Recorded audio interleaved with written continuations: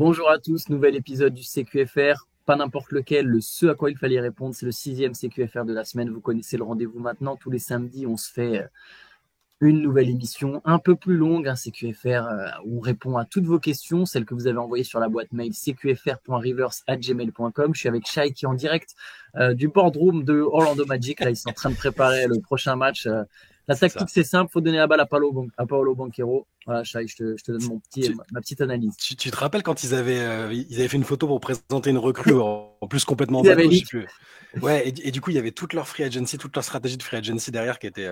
ils avaient leak leur plan. Je sais pas Ouais, de bêtises, il y avait peut-être déjà des trucs sur Aaron Gordon, tu sais, en mode c'est très possible. trade. Je me souviens Trade plus Aaron exactement. Gordon, ouais, je Ouais. crois que c'était ça.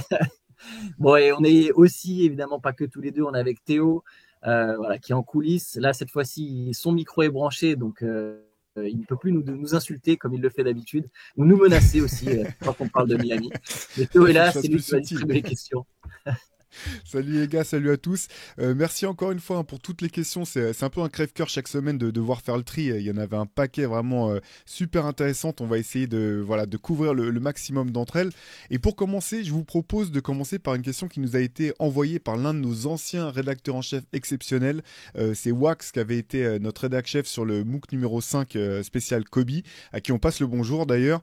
J'imagine que vous l'avez forcément déjà vu soit chez First Team, soit sur YouTube, soit dans son émission radio et ses vidéos à la radio avec RTL. Voilà, je vous pose sa question. Voilà ce que nous dit Wax. J'ai l'impression que le sport d'une ligue fermée est très très dur à couvrir quotidiennement. Évidemment, il y a plein de choses à dire quand je parle d'un point de vue santé mentale et aussi cohérence de discours.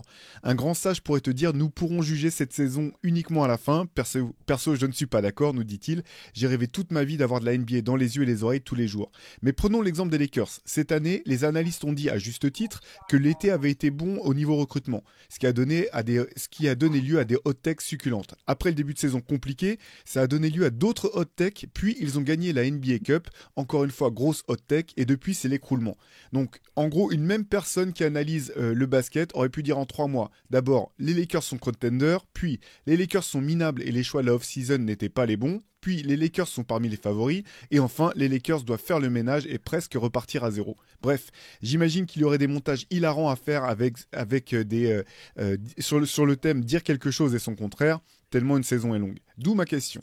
N'est-ce pas un peu grisant pour les analystes du quotidien et surtout très difficile, sachant que malgré la bienveillance de votre communauté, il doit toujours y avoir des gens pour séquencer des dires que vous avez pu avoir?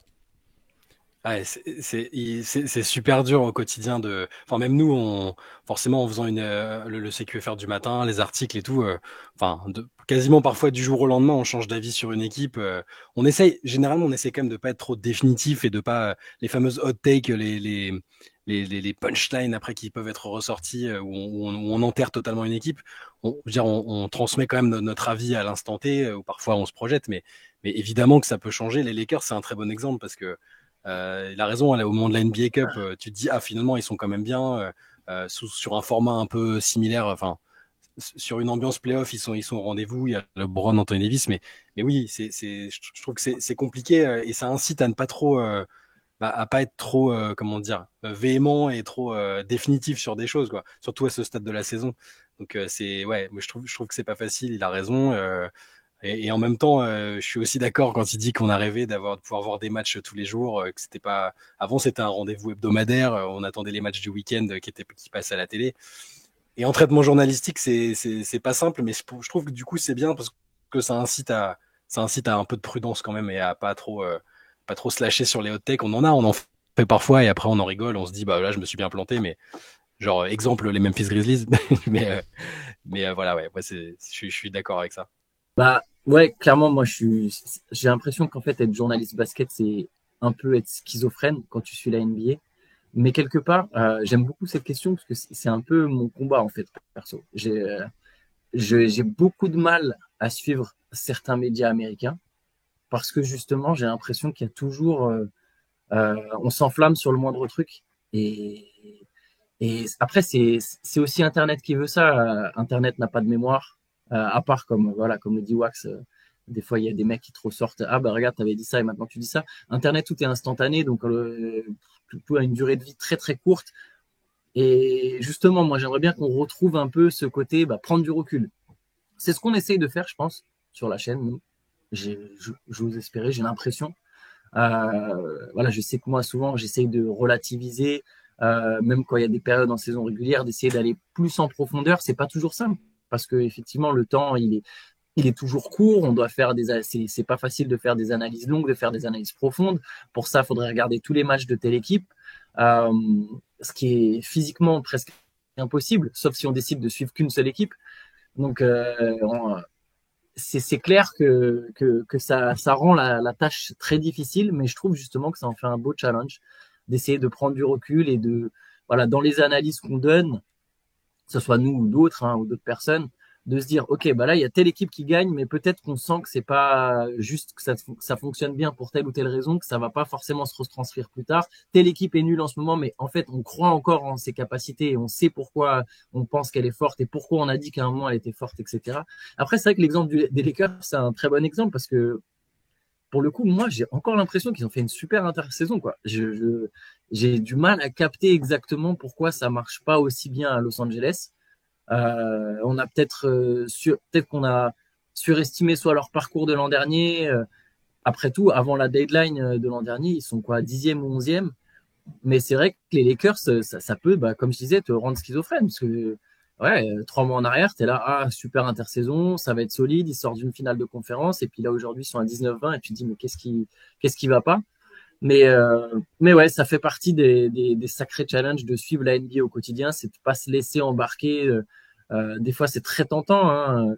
Je me souviens sur Donovan Mitchell, les avis sur Donovan Mitchell, les avis US sur Donovan Mitchell, ça me rendait dingue. Ou même je vais même en prendre encore plus récent. Donc Donovan Mitchell, c'était après ses 71 points.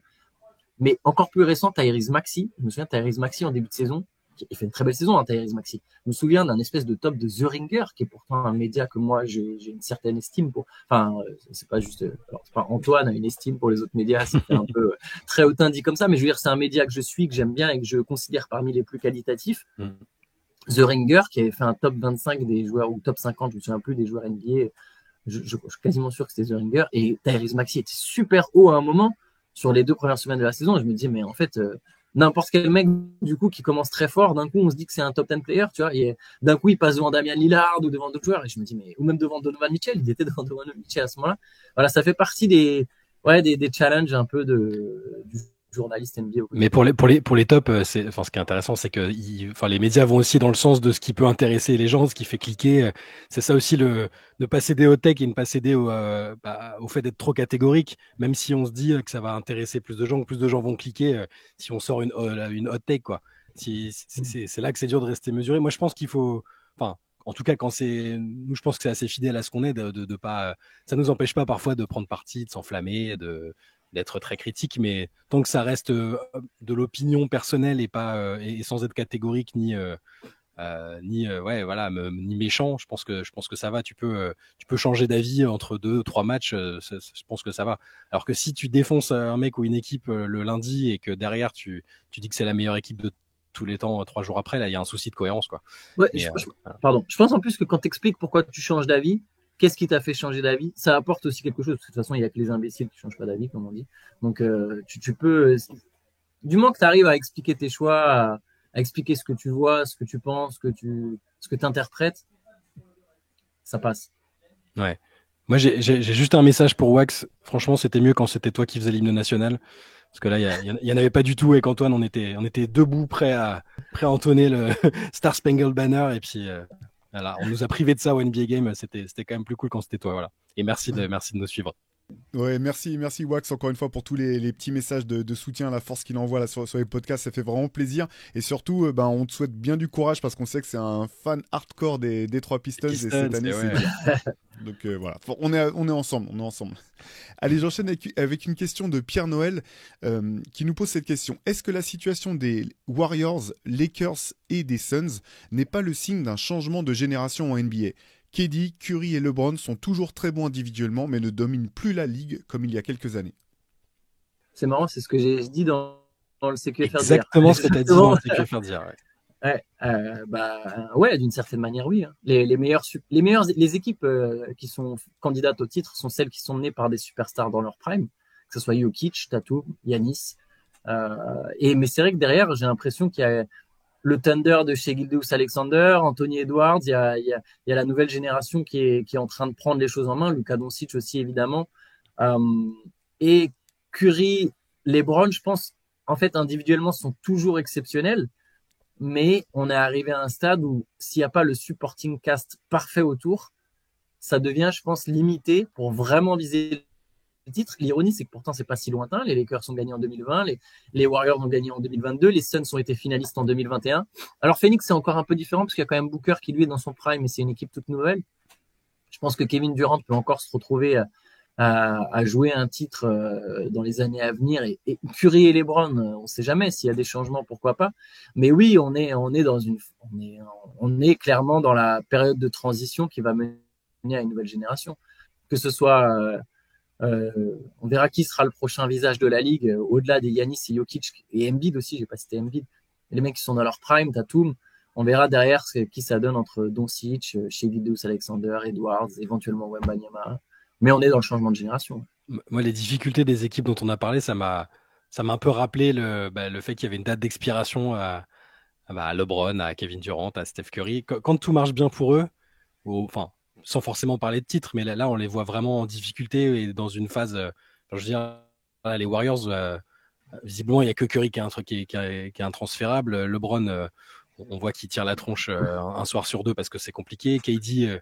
Bon, dès que les Suns sont en difficulté, il y a tout de suite les rumeurs, il est mécontent. Enfin, après, on se rappelle de leur âge et on se dit que il nous reste plus tant d'années que ça à profiter d'eux et qu'après, ce sera une autre génération. Et après, tu sais ce que tu as, mais tu sais pas ce que tu retrouves après. Quels joueurs seront les joueurs les plus emblématiques, médiatiquement, comment ça va se passer. Moi, en tout cas, c'est l'impression que ça me laisse les difficultés de ces équipes-là. Et pour autant, je peux pas les enterrer parce que ces joueurs-là, en tout cas, les uns et les autres, ont prouvé qu'ils étaient capables, ne serait-ce que sur une campagne de play-off, de rappeler qu'ils étaient les meilleurs et parmi les plus grands. Donc, mais oui, je pense qu'on est clairement là, on est à une période charnière, ne serait-ce que sur les âges des joueurs en question et sur les difficultés que leurs équipes ont en ce moment. Allez, j'enchaîne avec une question qui est un peu liée. Deux questions en fait, parce que voilà, vous avez été plusieurs à poser des questions sur LeBron. Il y en a deux qui se rejoignaient. La première de José, et puis après je vais compléter un peu avec une question posée par David. Donc José qui dit, en partant du principe que cette saison 2023-2024 ne risque pas de déboucher sur une nouvelle bague pour LeBron, laquelle de ces possibilités vous semble la plus probable pour la prochaine saison? LeBron prend sa player option et fait une dernière saison aux Lakers. LeBron signe dans l'équipe qui drafte Bronny peu importe où. LeBron fait une dernière fois le chess ringer et signe un petit contrat entre guillemets chez un candidat au titre. Et pour cette dernière option, je vous propose de la combiner avec une question posée par David qui nous dit que c'est une question un peu de science-fiction. Mais voilà ce qu'il nous dit. À l'issue de son contrat, soit cet été, soit l'été suivant, en fonction de s'il active ou non son option, j'imagine bien LeBron signer aux Warriors pour une dernière danse avec ses potes Draymond et CP3 au sein d'une équipe qui serait pour le coup à fond dans un projet EHPAD, mais qui sur le papier pourrait avoir fière allure. Personne ne pensait voir CP3 un jour aux Warriors, donc je me dis que pour LeBron, rien n'est impossible. Je me demande s'il n'a pas écouté le podcast de Bill Simmons il y a quelques jours. Je l'ai trouvé marrant parce que c'était effectivement de la science-fiction. Il disait mais pourquoi est-ce que les Lakers se diraient pas en discutant avec LeBron, est-ce qu'on le traderait pas ou est-ce qu'on envisagerait pas déjà l'avenir sans lui? Et du coup il imaginait les différentes pistes et il y avait les Warriors. Alors il parlait pas forcément du fait de jouer avec ses potes Draymond et Chris Paul. Il disait qu'il y avait il parlait du changement de relation entre Curry et LeBron sur les dernières années, sur le fait qu'ils s'étaient rapprochés, que maintenant LeBron faisait plein de compliments envers lui et que ce serait finalement une équipe qui lui conviendrait assez bien, dans laquelle il aimerait jouer. Mais bon, voilà, on est dans la science-fiction. Moi, j'avoue que là, j'avais une idée assez précise de ce que ferait LeBron. Enfin, je m'étais fait une idée il y a, même jusqu'à la dernière intersaison où je l'envisageais finir aux Lakers et puis après tranquillement, éventuellement, si la franchise de Las Vegas voyait le jour à plus ou moins courte durée, attendre la fin de son contrat et s'engager là-bas en tant quasiment que joueur propriétaire. Là maintenant, avec les difficultés des Lakers, avec les soucis de santé qu'a eu Bronny aussi, j'ai du mal à voir un peu ce qui va advenir de lui. Je pense que tant qu'il a le contrôle des opérations, alors je sais que souvent ça fait réagir quand je dis que LeBron agit un peu comme un GM ou en tout cas à voix au chapitre, mais ça reste quand même je pense, factuel. Il a son mot à dire sur ce qui se passe. Tant qu'il a un peu son mot à dire, je pense qu'il peut rester aux Lakers, ne serait-ce qu'une saison, s'il est convaincu d'avoir un projet solide, s'il y a toujours Anthony Davis, s'il peut suggérer des recrues. Pour moi, c'est pas le scénario le plus excitant et le plus à rebondissement, mais c'est ce que j'ai l'impression qu'on se dirige peut-être vers ça. Ouais, pareil, pour moi, l'hypothèse la plus probable des trois, c'est LeBron qui reste à Los Angeles. Déjà, mais sur des contrats courts, hein, en faisant jouer son option, en gardant la flexibilité à chaque fois, je pense. Là, il a déjà fait tout son argent, il y aura peut-être volonté d'être flexible. Je suis pas sûr. J'ai l'impression que l'hypothèse Bronny, alors déjà, je pense que longtemps, ça fait un peu partie de comment fonctionnent les médias, justement. Je pense que longtemps, ça a été un peu monté en épingle, le côté, il ira, quoi qu'il arrive là où Bronny va jouer. Déjà, lui-même avait un moment tempéré en disant, non, mais quand je dis que je veux jouer avec mon fils, ça veut pas forcément dire dans la même équipe. Parce que je pense qu'à un moment, il en avait peut-être un peu marre que tout le monde se dise, on va drafter Bronny pour ça, on va drafter l'équipe qui draft Bronny aura les Browns, etc., etc. Je pense pas que c'est une garantie. Et surtout, en fait, Bronny, c'est pas sûr du tout qu'il aille à la draft. Là, dans l'état, il faudra voir dans les prochains mois ce que ça donne. Peut-être que ça sera un peu plus tard. Est-ce qu'il sera drafté? Est-ce que s'il est drafté je suis pas convaincu que les Browns forcément aillent jouer là-bas. J'imagine pas non plus l'hypothèse du petit contrat pour chasser une bague. Rejoindre une équipe compétitive, pourquoi pas, mais peut-être pas avec un petit contrat. Ça m'étonnerait, pas un truc minimum vétéran. Je vois pas les Browns faire ça. Donc, je pense que l'hypothèse la plus probable, ce serait les Lakers. Par contre, s'ils devaient bouger, ouais, les Warriors, je pense que c'est une option. Comme tu l'as dit, il s'est rapproché de Curry. Il a dit lui-même à un moment que ça l'intéressait de jouer avec Curry. Il a dit lui-même que le jeu des Warriors, ça l'intriguait, etc., etc. Ça peut être une possibilité. Il est proche de Draymond Green. Il faut pas oublier par contre que Chris Paul, lui aussi, son contrat expire, donc c'est pas garanti du tout que Chris Paul il reste à Golden State. Déjà, il peut être transféré parce que comme son contrat est expirant, c'est un atout pour un transfert là sur cette deuxième partie de saison. Et à la fin de l'année, selon les résultats, c'est pas dit non plus qu'il reste à Golden State Chris Paul. Il y aura peut-être une volonté de jouer avec Chris Paul ailleurs. On peut se demander aussi dans les options, si on doit se mettre un peu à fantasmer d'un départ de LeBron, on peut se demander est-ce que les Mavs, ça peut pas l'intéresser d'aller jouer avec Luka Doncic, un mec qu'il adore, peut-être la jeune star qu'il adore le plus, retrouver Kyrie, être le troisième joueur et être en fait, il pourrait être un peu comme il l'a été en playoff l'an dernier, c'est-à-dire dans un espèce de role player de luxe. Je sais, ça fait très bizarre de dire ça pour LeBron, mais où il y a l'an dernier, il jouait un peu alors il y avait pas Luka Doncic pour le coup autour, ça c'est sûr, mais voilà, jouer avec deux arrières, Kyrie et Luka, les Mavs seraient même sans doute candidats au titre, très sérieux, très très sérieusement candidats au titre si LeBron allait jouer avec Luka et Kyrie. Donc voilà, mais bon, le plus probable, je reste sur Lakers. Dans les hypothèses folles, Simon, s'il pensait à Steak Howard Beck, les deux, ils potassaient un peu là-dessus. Il parlait de Miami et de Cleveland. Et, alors, Beck avait parlé des Knicks, mais il y avait un conflit d'intérêt entre l'ancienne agence et tout ça, donc ça se fera évidemment jamais.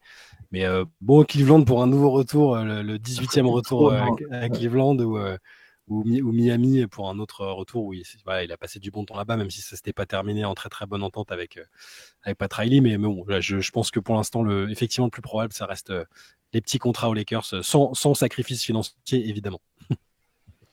Allez, on enchaîne avec une question très ouverte qui nous est envoyée par Nico71. Selon vous, quel est le meilleur two-way player parmi les titulaires en NBA ?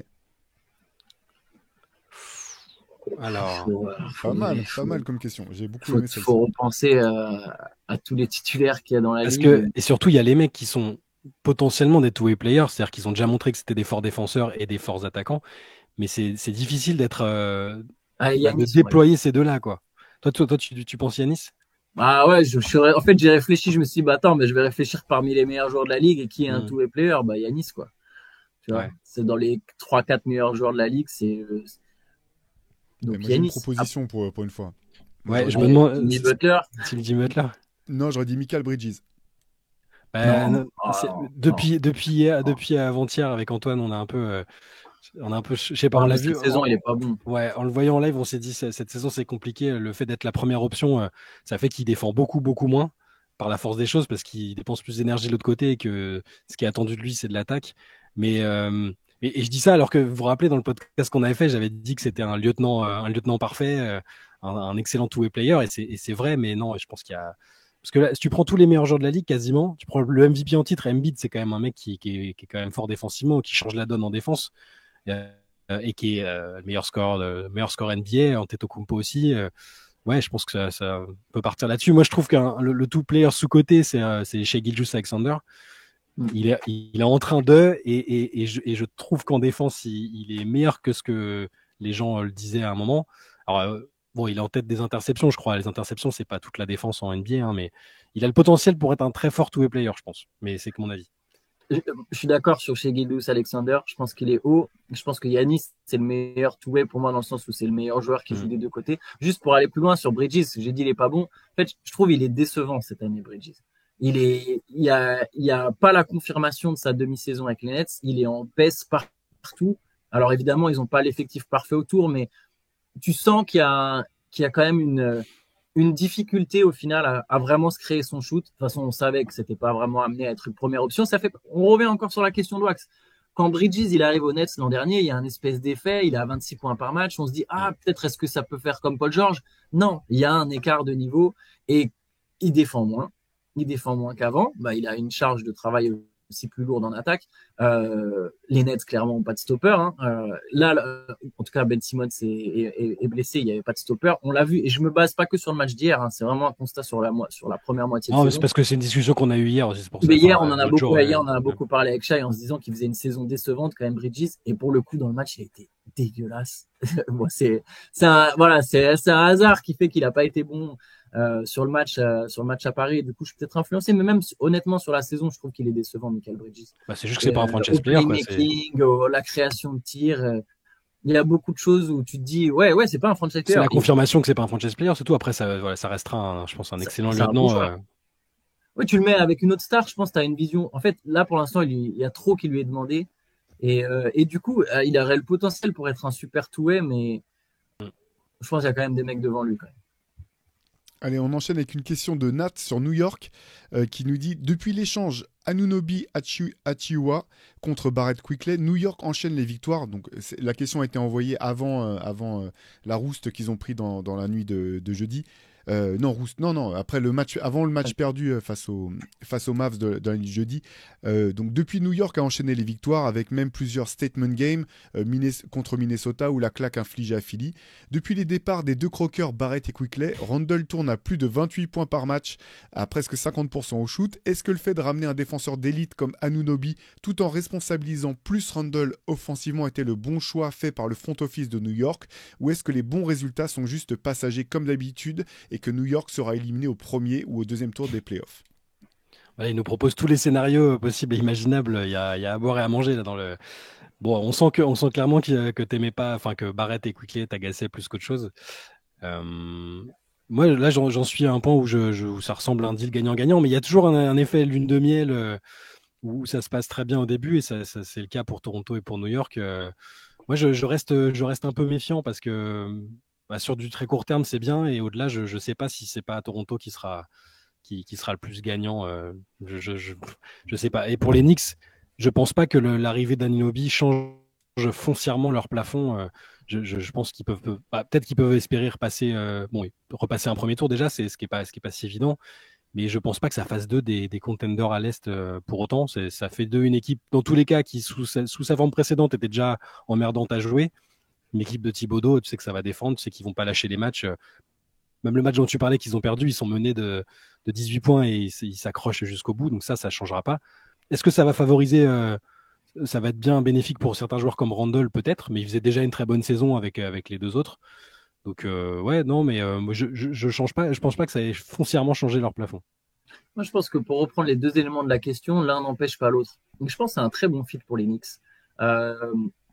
C'est Randle et Barrett, ça pouvait pas marcher. Ça pouvait pas marcher parce que ça se marchait trop sur les pieds. Et je pense que Barrett, même s'il a fait beaucoup d'efforts pour être dans un espèce de role player de luxe à la, je sais pas, Harrison Barnes, par exemple, un petit peu pour essayer de faire une comparaison, c'est pas son instinct premier. Il a besoin d'avoir la balle. On le voit aux Raptors. D'ailleurs, je pense qu'il va s'épanouir à Toronto, déjà parce qu'il est chez lui et parce qu'aussi il aura un rôle qui se rapproche plus de ses qualités. C'est un mec qui a, voilà, comme j'ai dit, qui a besoin d'avoir le ballon, qui a besoin de jouer des pick and roll. Il n'y avait pas cette possibilité complètement à New York. Et je pense qu'Anunoby collait beaucoup mieux. Ils avaient besoin d'un joueur off-ball. Anunoby, il est excellent sur ça, très bon dans le corner, très bon défenseur. Donc je pense que c'est un bon trade pour les Knicks. Je pense que c'est quelque chose qui va marcher, que la série de 5 victoires, c'est pas un hasard. Par contre, ça n'empêche pas le fait que je pense qu'ils vont sortir au premier tour des playoffs ou au deuxième tour dans le meilleur des cas, mais c'est parce que simplement cette équipe elle manque de talent.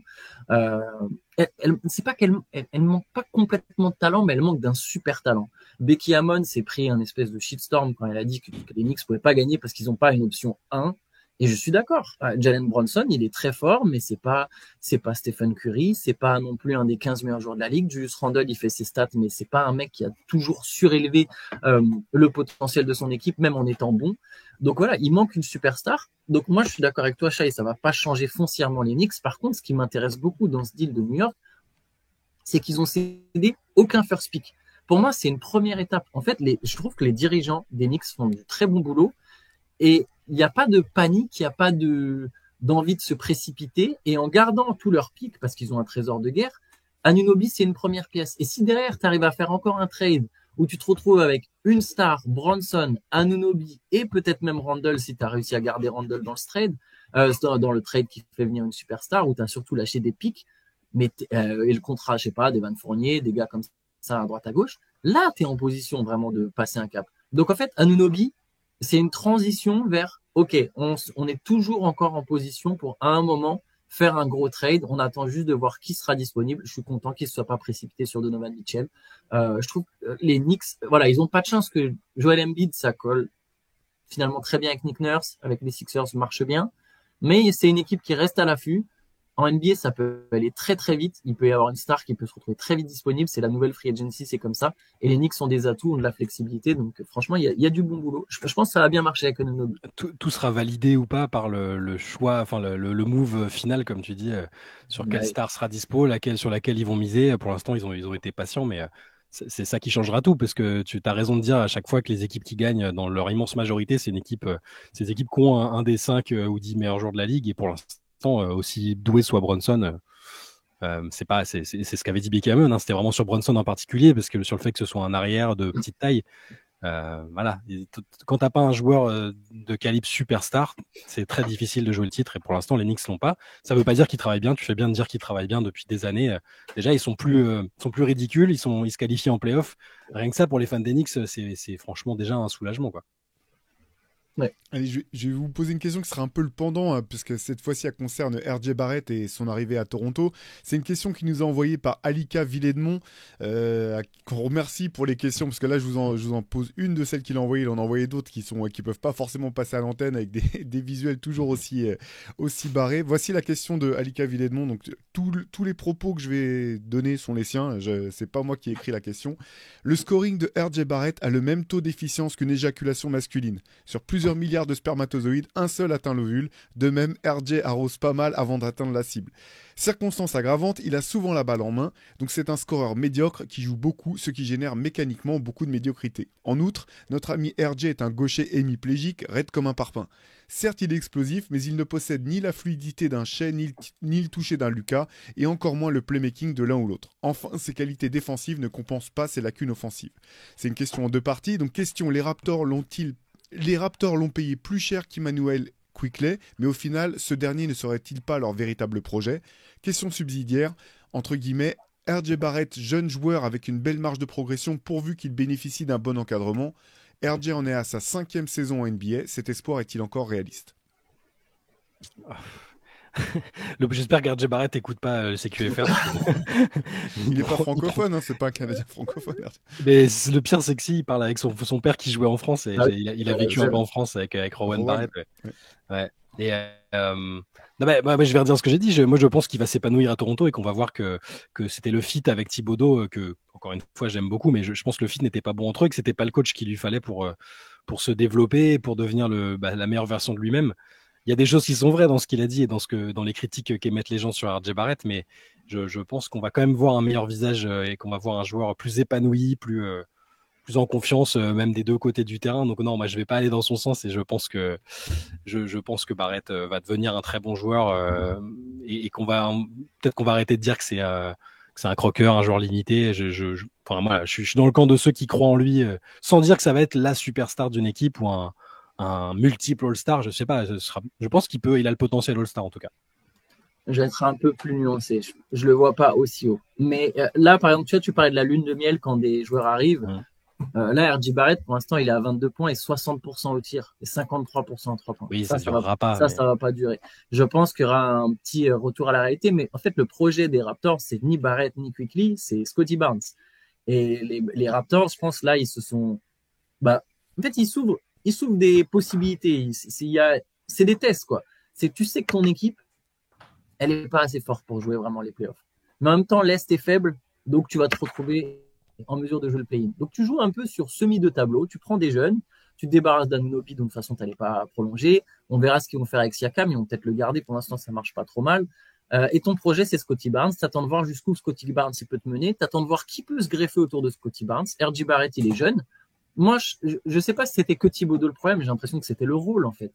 R.J. Barrett, 3e pick, normalement, tu arrives dans des équipes où tu as la balle, où tu es celui qui crée le jeu. Il a pas vraiment eu cette opportunité à New York. Il a aussi déçu, faut pas se mentir. Il a été inefficace parce que je pense que trop souvent, il a joué dans un rôle qui n'était pas le sien, ou du spot-up, des trucs comme ça. C'est pas un shooter. C'est un mec, si au lycée, il était considéré comme une superstar, Barrett, c'est parce qu'il avait la balle et il jouait des pick and roll. Et oui, il a jamais été explosif et c'était un peu déjà une des craintes sur la NBA, c'est-à-dire que oui, c'est plus simple de faire la différence au lycée, voire même à la fac, quand t'es pas le plus explosif. Après, en NBA, on a vu Donovan Mitchell à Paris. Il a une vitesse quand il joue, c'est ce qui fait la différence sur le terrain. Pourquoi il passe? C'est parce qu'il est ultra rapide. Anthony Edwards, il est ultra athlétique, ultra aérien. C'est pas juste la technique. R.J. Barrett, bien sûr qu'il est athlétique, mais il est pas non plus ultra athlétique. Il est pas lent, mais il est pas non plus ultra rapide. Donc, je pense qu'il pourra jamais vraiment être une superstar dans cette ligue. Par contre, ça peut être un très bon joueur avec des ballons. La question, c'est est-ce qu'il sera suffisamment bon pour que son équipe ait envie qu'il touche beaucoup de ballons? Tu vois, quand les Raptors auront envie de jouer plus haut, si Scottie Barnes prend la trajectoire espérée à Toronto, c'est-à-dire une trajectoire qui se rapproche le plus possible de Kawhi Leonard. Ça, on verra. Après, je pense que Barrett, oui, ça sera un bon joueur. Je pense qu'à Toronto, il va pouvoir se développer beaucoup plus que lors de ses années à New York. Jusqu'où, c'est une question dont on n'a pas la réponse. Toi, tu irais jusqu'à dire qu'il a le potentiel All-Star. Je pense qu'il est pas loin. Effectivement, il peut être pas loin. Je le mettrais un peu en dessous quand même. Et le problème, c'est quand tu es un peu en dessous avec ce style de jeu, quelle est ta place en NBA? J'ai pris la comparaison d'Harrison Barnes tout à l'heure. Je pense que R.J. Barrett, il peut prendre la comparaison d'un autre top pick canadien qui a eu une carrière un peu bizarre, c'est celle d'Andrew Wiggins. Je pense que pendant longtemps, Wiggins, on a voulu en faire une première option. C'était pas une première option, même s'il y avait du talent. À un moment, il a réussi à se fondre dans un rôle, ça a marché, mais c'était presque une année anomalie au final, hein, l'année aux Warriors où ils font le titre. Barrett, peut-être qu'il y aura ça, peut-être qu'à un moment, sur quelques années, il pourra être un joueur qui pèse dans une équipe qui joue le titre. Mais ça va être vraiment une question d'opportunité, autour de qui, dans quelle équipe, etc. Lui, j'ai l'impression que c'est pas, tu vois, il y a des gars, c'est à coup sûr, tu sais, ouais, c'est sûr, ça va marcher, quoi qu'il arrive, n'importe quel endroit, n'importe quel moment. Barrett, ça va vachement dépendre du contexte.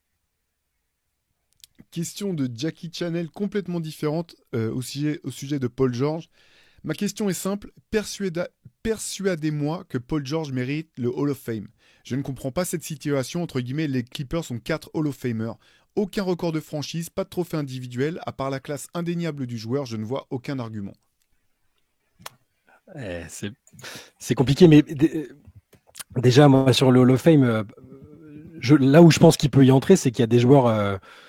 certes, qui ont marqué leur génération, entre guillemets, qui ont marqué les fans, mais qui n'ont jamais été en finale NBA, qui ont peut-être même des moins bonnes stats que Paul George. À partir du moment où ces joueurs-là sont entrés au Hall of Fame, je pense que Paul George, en tant que représentant peut-être d'un des 10 meilleurs joueurs de la génération actuelle, va y aller, je pense. Je dis pas que c'est du first ballot, de l'incontestable, et si on prenait vraiment que l'élite, la crème de la crème, il y aurait discussion, mais j'ai l'impression que c'est pour ça aussi qu'il va y entrer. Il lui reste un peu de temps aussi quand même, surtout s'il prolonge aux Clippers, il va avoir quelques opportunités, je pense, d'améliorer sa legacy, mais oui, c'est un cas particulier quand même, parce qu'il est vraiment entre deux trucs. Il a été franchise player, il a été considéré comme un numéro 1 bis, peut-être le meilleur lieutenant possible, potentiel. Je suis d'accord, c'est un cas assez particulier. Ouais, moi j'ai du mal à m'exprimer sur le Hall of Fame. De toute façon, comme tu l'as dit, maintenant, j'ai l'impression que les critères sont peut-être pas les plus stricts. Et qu'une fois que tu ouvres une porte, en fait, t'en ouvres plein d'autres. C'est-à-dire que si tu fais rentrer tel mec où c'était à la limite, bah t'en fais rentrer plein d'autres derrière. Paul George, il a quand même plusieurs sélections All-NBA, dont des First Team. Il a des tonnes de sélections All-Star. Et il a été un des joueurs marquants de sa génération. Mais c'est vrai qu'il n'y a pas. Il y a eu quand même tu vois, il y a des trucs dans sa carrière, quoi. Il y a les batailles avec LeBron James en finale de conférence contre le Heat, et il y a les campagnes, il y a les actes ratés avec les Clippers, mais il y a toujours c'est quand même un joueur qui a eu un niveau de jeu assez incroyable. Revenu d'une blessure, il y a une histoire. Je pense qu'il sera Hall of Fame, mais peut-être pas first ballot. Quand j'y pense, Chris Webber, il a mis combien de temps avant de rentrer au Hall of Fame? Bah ouais, c'est très longtemps. Parce que tu vois, Mais il y a une carrière un peu, tu vois, bah voilà, j'ai été la star de toutes mes équipes, mais mon équipe, on n'a jamais vraiment allé tout au bout, mais on a marqué notre époque d'une certaine manière avec les Kings. Il y a un peu ce côté-là, quoi. trans un joueur des Kings et qui est entré au Hall of Fame et qui et sur le coup, je me suis dit en gros, si lui il y entre, ça ouvre des portes pour plein d'autres. Parce que c'est un joueur que je trouvais génial, j'adorais, c'était spectaculaire. Lui aussi, il a un peu marqué la génération, mais pas non plus tant que ça. Et avec finalement des accomplissements qui sont un peu similaires peut-être à Paul George, c'est Mitch Richmond, tu vois. Ouais, ouais. Et Richmond, bon, il a été champion NBA en fin de carrière, mais bon, Ah, mais ça j'avais compte pas, quoi. non, voilà, mais il a été plusieurs multiple All-Star, il a été dans des second team, third team. Tu vois, bon, ils ont retiré son maillot à Sacramento. Peut-être que Paul George. Non, peut-être pas. Ils vont peut-être pas retirer son maillot d'un côté ou de l'autre. Je pense pas. Je sais pas. Mais Oh, les tout ça pour dire qu'il n'y a pas un Clippers. palmarès dément. C'était pas le meilleur joueur de sa génération. Euh, il a jamais été numéro un à proprement parler de son équipe. Et à À partir de là, Indiana? Si, à Indiana. non, Ah, je parle pardon, de de Mitch Mitch Richmond, Richmond, pardon. Ouais. pardon. Oui, oui, excuse-moi. Oui. Mais il y a le côté fame dans Hall of Fame et tous les gens qui suivaient le basket dans les années 80-90 quand Richmond jouait, tout le monde sait qui est Mitch Richmond. Il avait fait partie du trio avec les Warriors. Tout le monde se souvient de lui. Donc il y a le côté fame. Il était célèbre dans la période dans laquelle il a évolué. Paul George est très célèbre dans la période dans laquelle il évolue en ce moment. C'est un des joueurs les plus connus aussi. Donc c'est pas un des joueurs les plus accomplis, mais il a le côté fame qui entre quand même en ligne de compte. Alors je veux pas, je sais que Tracy McGrady a encore plus marqué son époque que ne l'a marqué Paul George. Mais c'est pareil en termes de palmarès, c'est pas fou. Il n'a pas fait de Ouais, bah ouais. finale NBA, bon, et il est Hall of Fame. Donc est-ce qu'il mérite dans l'absolu Paul George? J'en sais rien, ça dépend des critères qu'on se pose, mais je pense qu'il va y entrer par contre. Pareil. Allez, je reste avec une autre question qui concerne les Clippers envoyée par Joachim. On parle beaucoup de Boston depuis le début de saison. Beaucoup imaginent aussi une énorme paire Yanis-Lillard en playoff et Denver est considéré aussi à juste titre comme l'un des favoris. Mais est-ce qu'à l'heure actuelle, les Clippers n'ont pas le potentiel le plus effrayant de NBA avec le meilleur Big Three sur le papier en concurrence avec celui des Suns quand ils jouent et des role-players de grosse qualité? Bizarrement, j'ai l'impression que seule la santé de Kawhi et PJ 13 peut les empêcher de faire une finale de conférence ou même une finale NBA. Pour moi, la différence entre les équipes qui ont été citées là, c'est le niveau de jeu du numéro un. Yanis, c'est dans son prime, je pense qu'il a jamais été aussi fort. Jokic, c'est le meilleur joueur du monde. Tatum, il est toujours en ascension, mais il est dans son prime. Là, il est dans son prime. Il est sans doute plus mature qu'avant et du coup, d'une certaine manière, il a jamais été aussi fort. Je pense qu'on le verra encore plus fort que ce qu'il ne l'est là. Il va encore progresser, mais jusqu'à présent, je pense qu'il a jamais été aussi fort. Kawhi, il est très très très fort. Il revient très bien. Tout le monde maintenant, ceux qui nous suivent savent à quel point j'ai toujours défendu les Clippers en maintenant, mais c'est devrait être l'équipe favorite au titre. Et souvent, ça a été parce que Kawhi, parce qu'ils avaient un des meilleurs joueurs du monde. Mais je pense qu'aujourd'hui, Kawhi, il n'est pas dans le top 5. Même s'il revient très fort, même s'il est très bon sur certains matchs, j'arrive à voir des moments où je le trouve moins dominant qu'à l'époque de Toronto ou au début des Clippers, ou que même la campagne encore 2021, où il était peut-être encore le meilleur joueur du monde sur les moments où il était là, avec Yanis. Là, même quand il est très fort, je sens qu'il n'est pas à ce niveau-là. Et pour que les Clippers gagnent, il faut que Kawhi soit à ce niveau-là. Ils peuvent avoir une très bonne équipe, j'ai- il y a plein de choses qui peuvent se développer. On peut évidemment parler de l'état de santé, mais ça, à un moment, ça devient plus. Enfin, c'est un facteur, mais à un moment, on peut pas juste. Pour moi, on doit à un moment assumer qu'ils seront en bonne santé. Si on veut décrypter leur équipe et leur chance, on doit assumer ils seront en bonne santé. Donc moi, mon truc, c'est même pas de dire ouais, Kawhi il sera peut-être pas à 100%. C'est que j'ai l'impression que même s'il est à 100%, il aura peut-être plus en lui la campagne incroyable de 2019 où tu vois, il y a des moments, bah, juste, c'est le meilleur joueur sur le terrain et tu peux rien faire parce qu'il est là, parce qu'il y a Kawhi et qui prend la balle et qui met 15 points de suite. Et là, je pense il serait capable de le faire par moment, mais pas sur toute une campagne. Et c'est pour moi ce qui différencie les Clippers des Bucks, des Nuggets ou des Celtics, mais j'arrive tout à fait à imaginer quand même un monde où les Clippers vont en finale. Euh, donc du coup, on pourrait se dire, bah, s'ils vont en finale, ils pourraient viser le titre. Mais il faudrait que, si Kawhi, il n'est pas ce joueur-là, il faudrait que Harden, il sorte les playoffs de sa vie. Quand je dis playoffs de sa vie, c'est pas au scoring, c'est dans l'attitude et dans la défense, en mode, je suis vraiment impliqué à 100%. Et il faudrait que Paul George, il soit lui aussi tout proche du meilleur niveau de sa carrière. Et là, je pense que là, effectivement, le fait qu'ils aient trois superstars, plus Westbrook qui est excellent dans son rôle, plus des super role players, plus un super coach, là, tu mets tout ça et effectivement, tu dis, bah, attends, t'as une armada qui peut jouer le titre. Mais ma première crainte un peu, c'est de me dire, il n'y a pas le Kawhi de 2019, il n'y a pas le Kawhi de 2021. Mais je pense quand même, je vais te laisser la parole là-dessus, Shai, pardon. Je pense quand même que les Clippers ont une carte à jouer cette année. Moi, je sais pas si c'est plus ce joueur-là. Là, de ce que je vois de lui, pour l'instant, est-ce qu'il a vraiment eu besoin d'être ce joueur-là? Parce qu'il y a Paul George qui est là, Harden autour fonctionne bien, au-delà de presque de toute espérance. Mais quand là, le niveau qu'il a, je trouve impressionnant d'efficacité. Il a pas eu encore besoin de se mettre en mode verrou défensif. C'est une interrogation que je me la pose aussi. Je me demande s'il peut encore l'être et je suis d'accord avec toi sur le fait qu'il doit l'être si les Clippers veulent aller au bout. Mais si on part du principe qu'il va être en bonne santé, j'ai du mal. Hein. Moi, je me force un peu là. T'as raison de dire qu'il faut qu'on parte du principe qu'il va l'être parce que sinon l'analyse est compliquée. Mais même si je suis sceptique là-dessus, je pense qu'il peut encore être un joueur super dominant et dans une série de playoffs en tout cas. Mais la suite nous le dira. En tout cas, oui, ils doivent être considérés vu leur bonne dynamique depuis qu'ils ont fait ce trade-là. Ils doivent être considérés comme des prétendants sérieux parce que ça fait des années qu'on se dit que le jour où ils pourront enfin jouer ensemble, ils seront dans les favoris. Donc oui, ils doivent être considérés comme tels si tout se passe bien. Non, mais après, tu as raison, c'est légitime ce que tu dis. Est-ce qu'on a vraiment eu l'occasion de le voir? J'ai l'impression qu'il y a des moments. J'ai l'impression qu'il y a des moments, justement, où il essaye de faire la différence. Et il y a eu des moments où je l'ai trouvé un peu moins tranchant physiquement. Mais attention, c'est pareil. Si on prend le déclin d'un mec qui part de très, très, très, très haut, même quand il descend un petit peu, ça veut pas dire qu'il est bas, en fait. Il est toujours très haut. Donc, en fait, Kawhi Leonard, il est toujours très fort. Moi, c'est un joueur que j'aime beaucoup. J'aime bien le mec. Je sais que sa personnalité, les fans des Spurs le détestent. Moi je l'aime bien, Kawhi. Il m'intrigue comme personne et j'aime beaucoup le joueur. C'est un joueur qui me rappelle Kobe sur bien des aspects. Et je trouve que physiquement, il y a des moments où il fait légèrement, enfin, il fait un peu moins la différence. En 2019, tu dis, il y avait cette impression qu'il est intouchable, en fait, que tu ne peux rien faire. Que tu peux rien faire parce qu'il est trop puissant et technique.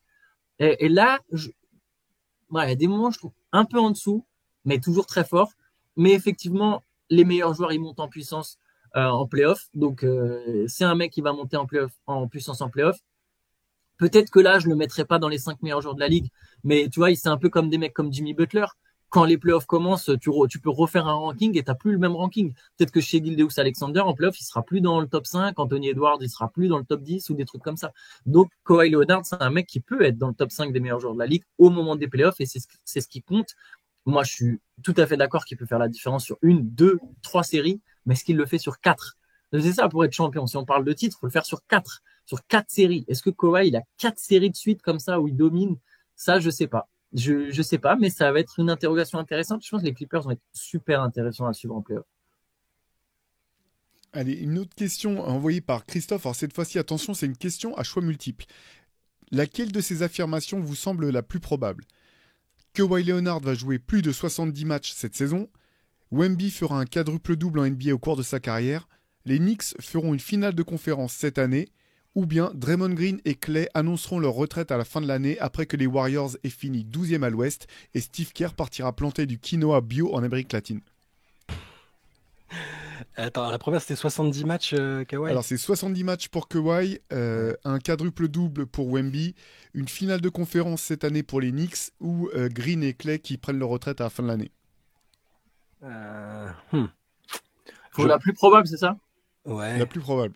Est-ce que Kawhi Kawhi, il est en route pour les 70, Antoine, ou pas? Ouais, alors il y a eu un petit moment d'absence. Attendez, je Hmm. vais vous dire ça tout de suite. Mais oui, les 70, il peut les. C'est plutôt bien parti quand Là, même.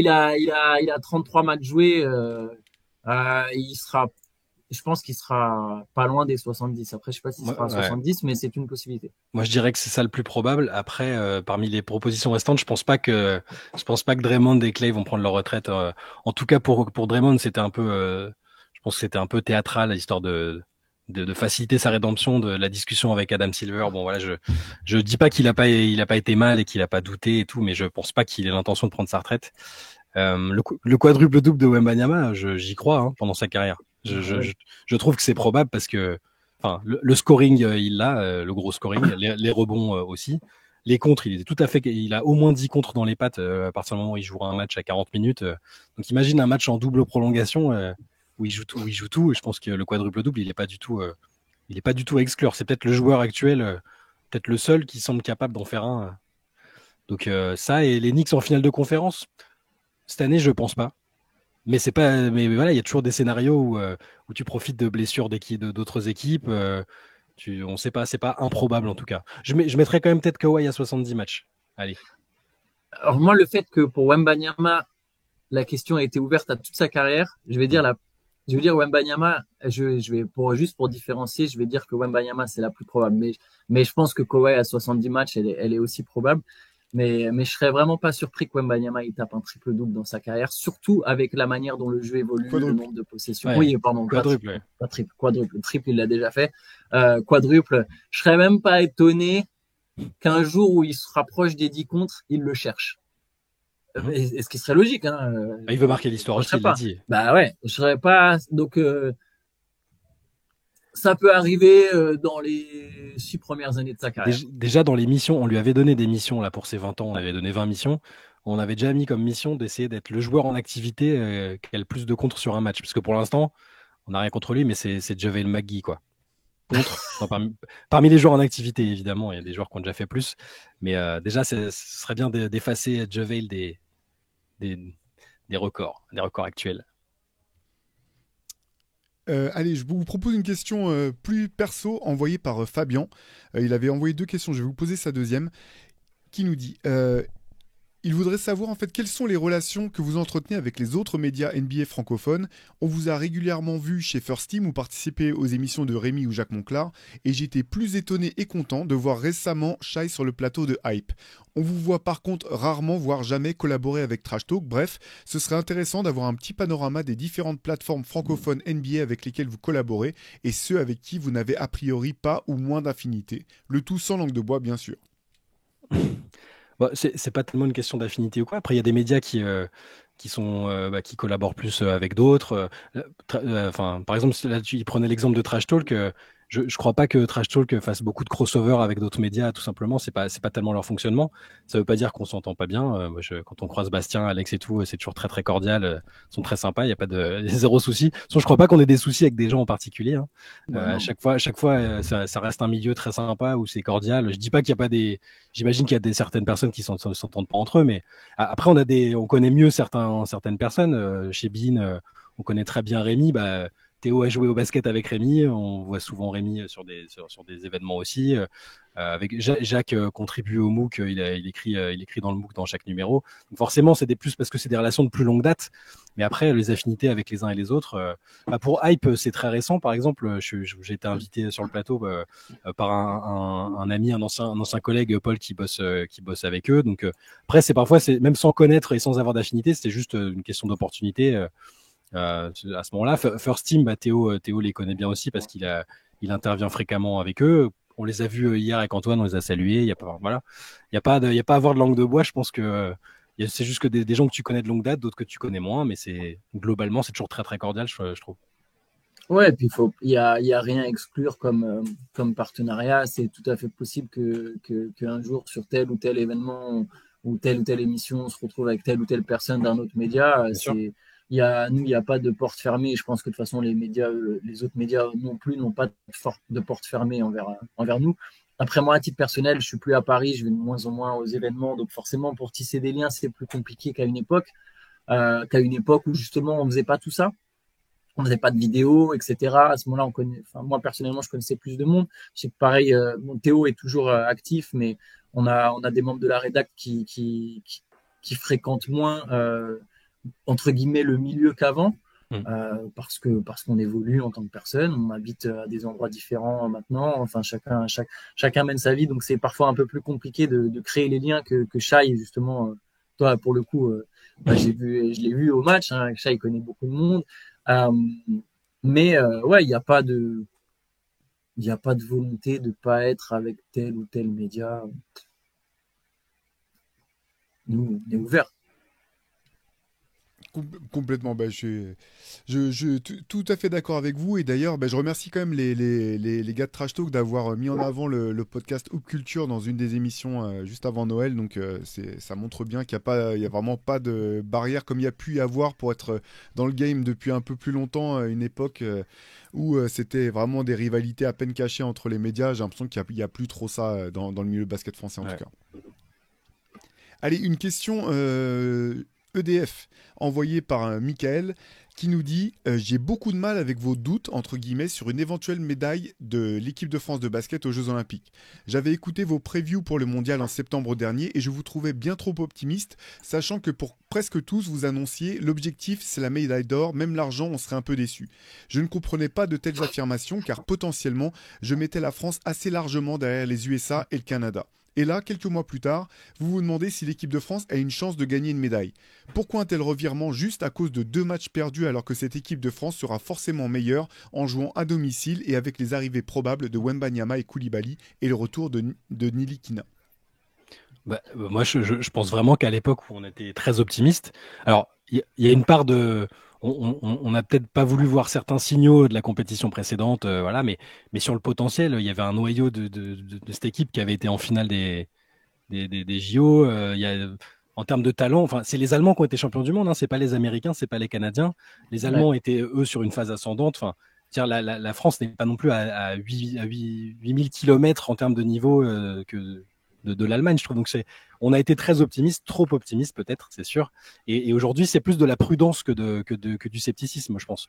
C'est de la prudence parce qu'on a vu qu'on s'était un peu peut-être enflammé sur ce qu'ils pouvaient faire. Et là, même avec les arrivées ou retours des uns et des autres, il faut aussi prendre en compte le niveau de la compétition. Là, c'est-à-dire que c'est des JO, les Américains vont venir surarmés, les autres équipes auront leur star. Donc là, c'est plus légitime, ça me paraît plus légitime d'être prudent et de dire que ça va être plus compliqué peut-être d'obtenir une médaille. Enfin, je sais pas, peut-être que je me trompe, mais... En fait, surtout que dans notre podcast, si je me souviens bien, c'est donc dans les grandes questions de 2024, la question c'était de savoir le scénario le plus probable.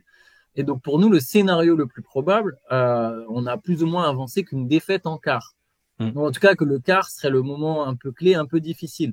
Donc c'est pas tant qu'on est très sceptique ou très pessimiste sur une médaille française, c'est plus les JO déjà c'est différent, et c'est plus on se dit le scénario le plus réaliste c'est un quart, mais ça veut pas dire qu'on croit pas du tout à une médaille quoi. C'est juste que s'il y a des pourcentages, peut-être que chance de sortir en quart de finale 33%, chance de choper une médaille 25% par exemple, tu vois. Et là du coup ton plus crédible au niveau du pourcentage c'est de sortir en quart. Pour ce qui est de la Coupe du Monde, oui, on s'était planté, c'est vrai. Tous les deux, on voyait vraiment bien la France gagner. Mais paradoxalement, une des raisons pour laquelle moi, perso, je voyais la France gagner, c'était parce que je ne croyais pas trop en la concurrence. Donc, c'est pas vraiment que j'avais surestimé l'équipe de France, mais j'avais surtout sous-estimé certains des adversaires de l'équipe de France. Ouais, je pensais que le Canada serait pas prêt aussi vite. Je pensais que le Canada allait avoir des difficultés d'adaptation avec le basket FIBA. Je pensais que chez Gilgeous-Alexander, j'imaginais pas qu'il serait aussi fort, aussi vite, même en FIBA. Il y a vraiment un truc qui s'est développé dans ce groupe Canada que j'avais pas vu venir. Je pense que si la France n'est pas dans le groupe du Canada, ça change la donne. Hein. C'est la première défaite, c'est une claque directe. La France aurait pu faire une compétition totalement différente. Par contre, les doutes qu'on a sur l'équipe de France, il remonte pas juste à ces 2 matchs de Coupe du Monde, parce que même l'Euro où la France fait une médaille, la France passe tout près de sortir en huitième et en quart. Mais vraiment tout près, c'est des semi-miracles à chaque fois qui font que la France bat l'Italie et la Turquie, c'était la Turquie-Italie. Ouais. Donc en gros, la France, dès l'Euro, elle aurait pu se retrouver bredouille et sortir dès les huitièmes. Et du coup, derrière dire au JO, ah bah la France, elle a peu de enfin c'est un peu moins réaliste de viser une médaille, ça paraîtrait d'un coup, je sais pas, ça serait pas juste du pessimisme, ça serait une espèce de réaction logique. Moi, je pense que le retour de Wembanyama, enfin l'arrivée de Wembanyama va faire beaucoup de bien. Je pense que cette équipe de France, elle va être effectivement bien mieux préparée, elle va être déterminée et elle a une chance de faire une médaille. Par contre, l'erreur que je veux pas faire par rapport à la Coupe du Monde, c'est que cette fois-ci, je veux pas sous-estimer la concurrence. Le Canada, on a vu que c'était très solide. Il faudra voir dans quel état de forme et avec quelle motivation les joueurs canadiens viennent, mais ils ont une vraie carte à jouer. La Slovénie, ils ont beau avoir moins de talent que nous, la simple présence de Luka Doncic, c'est une équipe super dure à jouer. On a toujours, en fait, je pense qu'on aura toujours des lacunes dans la création, dans la rigueur. On a un vrai manque de rigueur en équipe de France, ça fait des années. Peut-être que oui, l'ambiance des JO, le fait d'être à domicile va pousser cette équipe à chasser un peu ses vieux démons. Mais voilà, tout ça fait que je me dis, bah, le scénario le plus probable, c'est quand même d'être un peu à la place du con. Mais je suis pas du tout à exclure, moi, que la France, et c'est ce qu'on avait dit d'ailleurs, on avait dit, ça dépendra en fait du match-up. Ça dépendra du match-up en quart. Si la France a un bon match-up en quart, la France, bien sûr qu'elle peut aller chercher une médaille.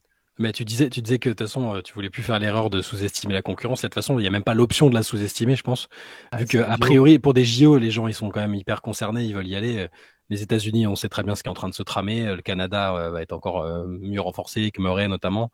Et logiquement, les stars des autres nations qualifiées, s'il y a du Jokic, Yanis, Luka, enfin, c'est impossible de sous-estimer la concurrence. Donc maintenant, il va falloir se concentrer sur l'équipe de France elle-même et espérer à la fois des bons tirages et à la fois qu'il y ait une prise de conscience après la dernière compétition et que l'effet Wembanyama, comme tu disais, soit important.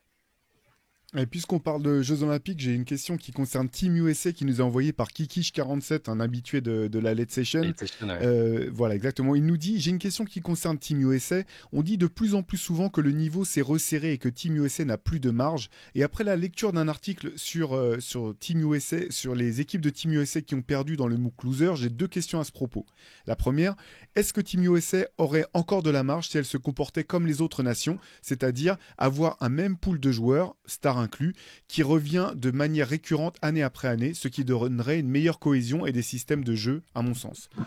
Si oui, pensez-vous qu'une défaite aux Jeux Olympiques de Paris, plus encore qu'une défaite à la Coupe du Monde, pourrait forcer les Américains à repenser leur système pour recommencer à gagner et le faire sur le long terme? Bon. Oui, je pense.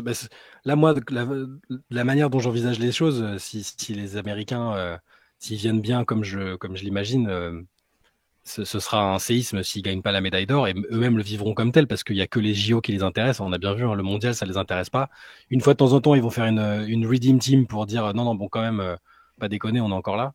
Mais c'est les JO qui les intéressent. Donc si ça ne marche pas, surtout avec la pléiade de stars qui risque de venir, peut-être que ça va les faire réfléchir au même titre que doivent faire réfléchir le fait que de plus en plus de joueurs internationaux dominent en NBA, soit des MVP, des champions. Ça doit à un moment, je sais pas qui aura la prise de conscience, si ça viendra de la NBA, si ça viendra de USA Basketball, du système en place avec en AAU, dans la fac, tout ça. Mais il y a un moment, si ça ne fonctionne pas là déjà avec Team USA, oui, il y aura une remise en question et faut qu'elle soit plus large de toute façon, je pense. La manière dont sont formés les joueurs, tout ça, on en discutait justement avec Antoine quand on était au Paris Game. Il y a là le niveau d'excellence des joueurs internationaux est en train de prendre le pas sur celui des Américains. Ils attendent une nouvelle génération de joueurs, des visages un peu marquants une fois que les Curry, KD, LeBron sont plus là. Donc je pense, oui, s'il y a contre-performance, je pense encore qu'ils ont une marge. Hein, je maintiens, on en a discuté plein de fois avec Antoine. Je pense que s'ils viennent avec leur meilleure équipe possible ou presque, ils auront une marge sur la concurrence. Et je pense aussi, par contre, que c'est impossible pour eux de se préparer avec la même équipe tous les ans ou tous les 2 ans. Ils en veulent pas. Et Grant Hill, qui est le nouveau directeur de Team USA, il veut plus leur imposer de la présence au stage, de la présence aux compétitions mineures. Il veut leur laisser le libre choix de venir quand ils veulent. Donc ça, je pense pas que ça bougera par contre. Pour moi, c'est évident que les Team USA seraient meilleurs s'ils ont le même groupe sur 3 compétitions de suite.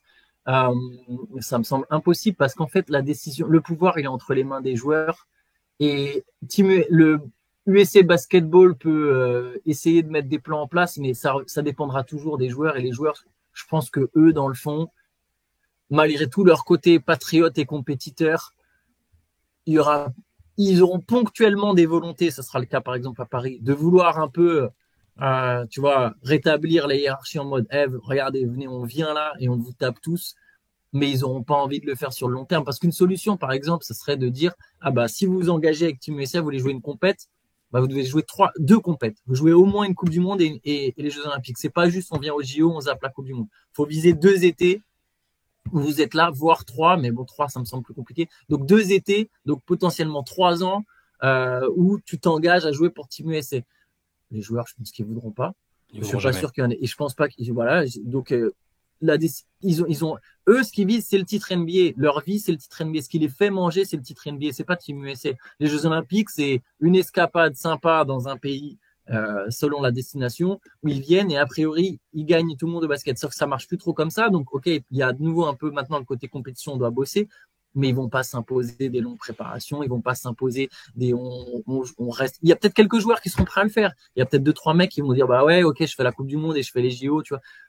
Mais il y en aura pas tant que ça et du coup je me demande si leur marge de progression c'est soit une génération ultra dorée où du coup il y a tellement de stars américaines que de toute façon même si c'est pas les mêmes chaque année il y a suffisamment de talent individuel pour gagner, soit c'est une révolution de leur formation, mais là on est sur du beaucoup plus long terme, de leur manière de former des joueurs et de créer des mecs qui ont plus de fondamentaux, qui, je sais pas, parce que là, leurs meilleurs joueurs, au final, ils apprennent à jouer en NBA. En fait, ils apprennent vraiment le basket en NBA et jusqu'à un certain stade, c'est juste leur qualité athlétique. Sur la formation sur le système AAU, il n'y a pas de vrai. Là où ils apprenaient à la fac sur 3-4 ans, regarde, c'est un peu ce qu'on a posé, la question que tu as posée à Michael Bridges à Paris, où il explique tout ce que j'ai là, je le dois à Jay Wright, à Coach Wright à Villanova, parce que c'est là que j'ai appris à jouer au basket. Mais des mecs qui font 4 ans de fac, 3 ans de fac et qui apprennent qui apprennent avec un coach à jouer au basket, il y en a pas. Il y a des mecs, ils apprennent à jouer, ils apprennent les fondamentaux. C'est-à-dire qu'ils ont tous les fondamentaux individuels, le footwork, le dribble, le shoot, tout ce que tu veux, ils l'ont appris avec plein de coachs individuels ou dans le système AAU, etc. Mais ils savent pas comment jouer en équipe et comment jouer de la bonne manière, le fameux truc play the right way, et ils apprennent ça en NBA, quoi. Ouais, ça peut être une marge de progression pour eux, ça. C'est ça, c'est ce qui fait que Villanova, tu parles de la question que j'avais posée à Bridges hier sur le fait qu'il y avait 5 joueurs de Villanova à New York. Bon, lui, il est tout seul à Brooklyn, mais et sur le fait à chaque fois, pourquoi est-ce que c'était des joueurs aussi efficaces, aussi directement bons en NBA, quoi? Et parce qu'il disait que c'était Jay Wright et la formation à Villanova. La façon de bien jouer collectivement, d'être très solide sur les fondamentaux. Et tu vois tous les joueurs en question, Jalen Brunson, même DiVincenzo, Josh Hart, c'est des joueurs complets et prêts à l'emploi presque, parce qu'ils n'ont pas fait qu'une année, qu'ils ont été formés avec des préceptes sur plusieurs saisons. Ils ont fait au moins 2 ans et d'ailleurs, il y en a certains d'entre eux qui ont gagné même 2 titres universitaires, ce qui est quand même ultra compliqué à faire. Donc je suis d'accord, la formation c'est un chantier qui, je sais pas s'ils s'en empareront, mais ça méritera un jour une discussion un peu plus ample. Ouais. Et d'ailleurs, pour Team USA, peut-être qu'à un moment, il faudra remettre un coach universitaire à la tête de Team USA, un mec qui les fera jouer en équipe, mais il faut que ça soit un coach universitaire ultra charismatique pour que les joueurs les écoutent. Mais si tu vois, Coach K, lui, Kobe, tout ça, ils écoutaient, mais tu peux pas faire venir demain, je sais pas, le coach de Gonzaga, mettre à la tête de Team USA et lui dire, maintenant, t'as Devin Booker, Jason Tatum. Enfin, tu vois, ça marchera pas. Donc, ça peut être une des pistes, histoire de développer un autre basket. Mais bon, à voir. J'ai une dernière question sur la formation, mais juste au passage, tu parlais de demander aux stars de s'engager sur la durée. C'est quand même ce qu'avait fait Coach K avec les équipes de Team USA qui ont joué les JO 2008, 2012 et un peu plus. On leur avait demandé un engagement, notamment aux stars, sur plusieurs compétitions, pour les Kobe, les LeBron, les Dwayne Wade, Chris Paul, etc. On leur avait demandé de s'engager sur la durée. Enfin, c'était juste pour le replacer. Yes. Allez, petite question formation envoyée par Baptiste, parce que ça colle avec ce que vous étiez en train de dire. Comment expliquer l'apparent manque de fondamentaux tactiques chez les jeunes basketteurs américains comparés aux internationaux? C'est peut-être un cliché, mais j'ai régulièrement l'impression que beaucoup de pivots européens, et pas seulement ceux dont le nom se termine en itch, feraient de meilleurs meneurs de jeu que la plupart des gardes sortis de NCAA chaque année. Qu'enseignent les coachs de middle school, high school à leurs jeunes basketteurs? Le saut en hauteur et le sprint? C'est exactement. Enfin, ça rejoint la discussion qu'on vient d'avoir. Hein. C'est le système AU donc qui est très tourné vers l'individualisme, le fait de briller pour se faire repérer après par des programmes, par des facs, pour après faire du one and done et après arriver en NBA tout de suite et capitaliser là-dessus. Donc oui, ça. Alors moi, je suis pas un spécialiste de la formation, du coaching et tout ça, mais c'est assez clair que les jeunes Serbes sont pas formés comme les jeunes Américains et tu vois dans les catégories de jeunes déjà, les Espagnols, les Serbes notamment, sont très très axés sur tactique, fondamentaux techniques, intelligence de jeu, euh, pour parfois pallier à un déficit en termes de physique, de gabarit, tout ça, que ce qu'ont les Américains. Tu nous parlais du saut en hauteur ou je sais plus quoi. Enfin, c'est ça. Et du coup, après à la fac, les meilleurs prospects en général restent 1 an parce qu'ils veulent tout de suite gagner de l'argent et arriver dans le monde professionnel et ils passent parfois à côté à la fois de l'expérience universitaire en tant qu'être humain, parce que c'est aussi quelque chose de formateur. Tu vas en cours, tu fréquentes d'autres catégories sociales, d'autres gens, et ils passent à côté d'une certaine formation en tant que joueur de basket. Et ce que disait Michael Bridges sur Villanova, c'est ça. Après, tout le monde n'arrive pas à former des joueurs comme le faisait Jay Wright avant d'arrêter avec Villanova, mais il y a encore des programmes qui sont très formateurs et où tu retrouves des mecs et plusieurs mecs d'une même génération après en NBA qui ont fait 2-3 ans et tu vois que ça leur sert après dans leur relation aux autres, dans la manière de jouer au basket tout simplement et d'être des professionnels qui sont adaptables après à d'autres types de basket. Il y a des joueurs qui sont plus faits, qui seraient adaptables au basket FIBA plus facilement que des joueurs qu'on considère comme des stars aujourd'hui en NBA, je pense. On vit dans un monde capitaliste hein, et ce qui compte souvent, et je le dis pas avec, c'est pas, ça peut sonner péjoratif, mais c'est juste un constat, c'est que la course au million, qu'est-ce qui te mène le plus vite au million? Et je comprends d'ailleurs qu'on ait ce raisonnement dans notre monde et dans notre société quand tu me dis qu'est-ce qui te mène le plus vite au million. En NBA, pour un jeune joueur américain qui aime le basket, qui va en faire son métier, ce qui va le mener le plus vite au million, c'est de se développer ultra individuellement, pour briller individuellement, pour se montrer, pour être choisi par une grosse fac, pour ensuite être choisi ou à la draft, pour avoir un statut de star très vite et plus t'es pris haut, plus t'as un contrat, élevé, avec un salaire élevé. Donc c'est le plus rapide, c'est de choisir la voie de l'entraînement individuel au-delà du collectif. Ça rejoint un peu la discussion, je ne vais pas me répéter sur les matchs au lycée, etc. Mais t'as pas forcément besoin d'apprendre à jouer collectivement au basket. Et déjà, ça arrive aussi en Europe, hein, plus en plus de coachs individuels en Europe. Et je dis pas que c'est une mauvaise chose, loin de là, mais voilà, ça arrive aussi en Europe. Du basket individuel, il y en a aussi en Europe. Et il y a aussi des prospects européens qui choisissent d'embrasser cette voie en quittant l'Europe. Parce que si tu veux, encore pour l'instant, c'est vrai que si tu veux te développer en tant que jeune talent en Europe, tu as quand même intérêt à faire tes preuves collectivement, dans le sens où la gagne passe c'est un peu un cliché, hein. Bien sûr que la gagne en NBA, elle passe aussi par le collectif. Les deux équipes qui étaient en finale NBA, c'était les Nuggets et le Miami Heat, c'était deux gros collectifs.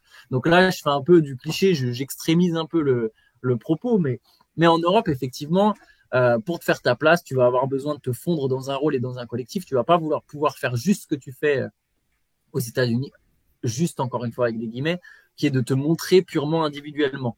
Donc forcément, les joueurs européens ont plus de bases tactiques et collectives parce que c'est leur seul chemin, encore une fois, vers la NBA et vers les millions, si je reprends ce truc sur l'argent. Donc leur chemin, c'est de passer par là. C'est d'apprendre tactiquement le jeu, d'apprendre à jouer, à se fondre dans un collectif.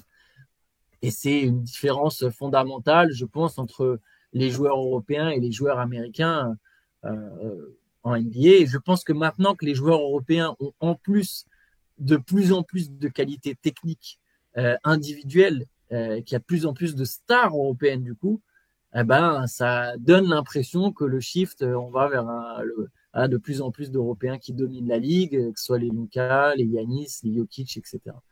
Mais oui, les Américains, il y a un problème de formation. Ça rejoint la question d'avant. Il y a un problème de formation au niveau des fondamentaux tactiques et collectifs. Allez, je termine par la dernière question de ce CQFR. Encore une fois, désolé, on ne peut pas poser toutes les questions. Merci en tout cas de nous envoyer toutes vos questions, vos suggestions. N'hésitez pas à continuer. Dernière question essentielle signée Baptiste.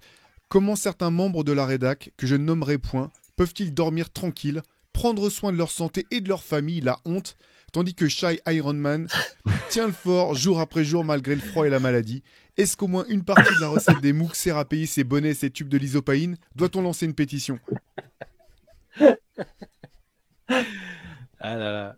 Non, mais Bah, ce qui est drôle, c'est que les gens ont l'impression que je suis tout seul, qu'on fait rien d'autre, mais en coulisses, parce qu'on fait aussi des MOOC, hein, vous savez, on fait des livres, on a un site internet, on tient un site internet. Vous inquiétez pas, tout le monde travaille très dur. Là, c'était juste que c'était une période où mes camarades étaient en congé avec un repos bien mérité. Et voilà, tout le monde travaille toujours très dur et voilà, je ne suis pas tout seul.